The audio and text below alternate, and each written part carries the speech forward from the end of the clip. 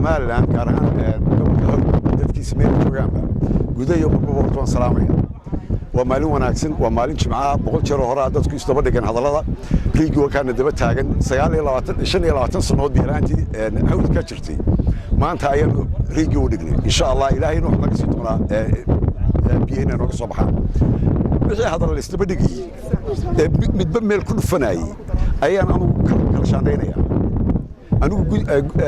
gudida afkarad baa kamid wal hadal oo dad kala jaad yiraahdeen kana bilaabay iyo kaasaab ninba uu yeeshay darajo ku qaadanayay intii karurtahay ma ka taabanaya riigaasi markii wadda ku yimi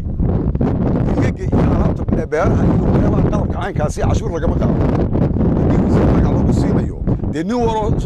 kaanay mishiinkaaba magac buu ku leeyahay alkhayr mishiinka markii waddanka keentay markii la xiriiray ee la hadla waa afkarad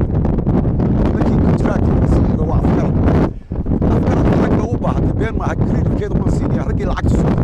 أما هل كان هتشوجن أما قربها هتشوجن قرب دوي وأنا من غير هودا أنت أسمرك كل ما تي سنة دي سعيد بقى أنتي السعودية للربيع لقيت هذا مش مارك ما كنت قال لي يوك السعودية أنا جبت كده قرضنا الخير بقى اسم دليل بيحدوا ده اسم صدي كوي كلا سارة كلا قري أنا كأفكار بها مركب ما توحد تاجني حاجين كحزني هو عياب وريقاسي رهودو قولوا أفكارات بيدين كان يقول من نوع حوسي هذا كنت سكوني مد سياسي مد وزيرة يمد أنا كلا له شيء شغل قلنا دولة ما تتمنى أنا كمرتين واحد موجود تغنينا شرف كسر يا لكن يبغوا واحد يقدر صدين يدولة واحد كله يضي يحزبوا كله أما كل يوم أما وضن أنا وضن بتشوفه ريقا أنا كنسل رهود ما كنسلي يا ساسان وكيمي